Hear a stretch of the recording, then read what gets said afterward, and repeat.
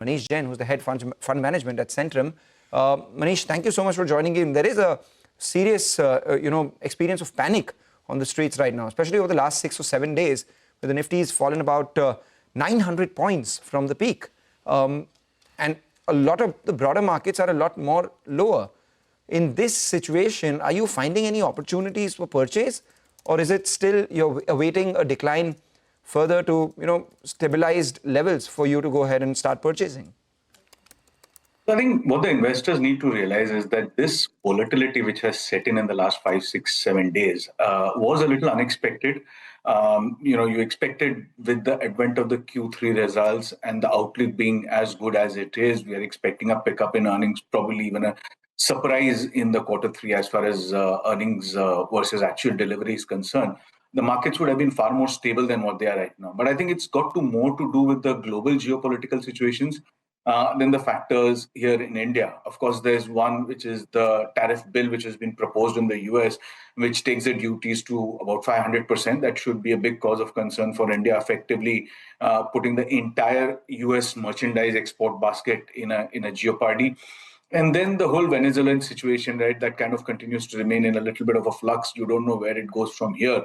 So the problem with the market really for the last 4 or 5 years odd has been that the domestic liquidity and the domestic economy continues to remain absolutely stable, absolutely strong. We've seen that in the real GDP growth rate numbers. We've seen that in the earnings growth everywhere.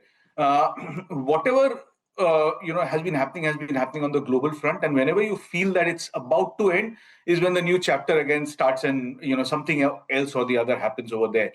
So I think what the investors should do at this moment is not to wait for a further correction, because see, you can never really time the market to perfection. It's not going to be possible.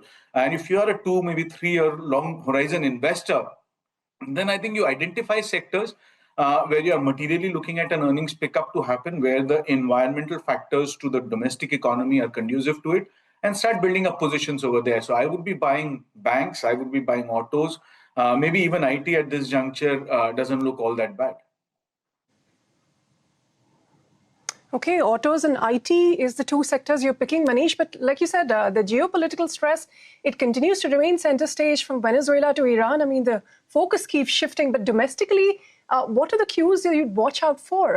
And also, some of the themes like the capital goods space, these reports, although unconfirmed so far, on curbs being eased on Chinese goods. How do you expect that space to get impacted? Yeah, so that has, again, already started reacting a little bit, right? I mean, you've seen that across different stocks in the last 1 week or so, that there has been a little bit of correction over there. But specifically speaking, as far as domestic markets are concerned, I think there are a couple of things that I would look out for. See, one is that, of course, that rate cut cycle, at least the way I believe it is far and behind us now. It's going to be more of a stable rate regime. So that expectation is completely out of the way.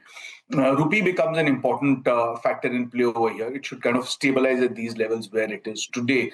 And the third and the most important factor, which is going to drive the market henceforth, is going to be the earnings growth.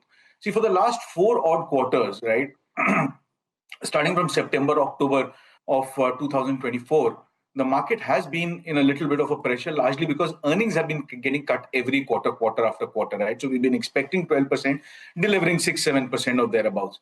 This is a first quarter where, because of the GST rate cut, the pivot happens. We've seen the provisional numbers come from banks, and they have been very, very good across the board, right? Everybody's been reporting significantly higher numbers on a sequential basis. So I think this is where the sign is, and I would watch out very closely for the third quarter results to actually start taking positions across different sectors. And then, of course, the most important thing is to watch out for budget next month. We'll watch out for the budget. Of course, we'll keep an eye out on that. But Manish, since you mentioned earnings, we start off with them in full earnest from today. From the IT space, you have the big names, TCS, HCL Tech, almost all of large cap IT reporting this time around. What are you anticipating from these companies? There has been no particular change in demand from the on-ground scenario, as you heard from earnings of Accenture as well. So what do you expect from these large cap IT, and do you expect mid cap IT to outperform this time as well? No, I would be a little more bullish on large cap IT as compared to mid cap IT. And really, I think my bullishness on IT stems from one factor, which is that it's going to be a good sector rotation play, and that's something that we've seen on and off. This is one sector that has been neglected, and quite rightfully so, for some time now. We've seen guidance getting cut, we've seen multiples getting cut, and I feel from a valuation as well as earnings expectation standpoint, this is very optimally poised at this juncture, where there are no real negative surprises at play with it. But if you have the patience for 1 year, I think this can be a good dark horse. That's where the bullishness stems in from.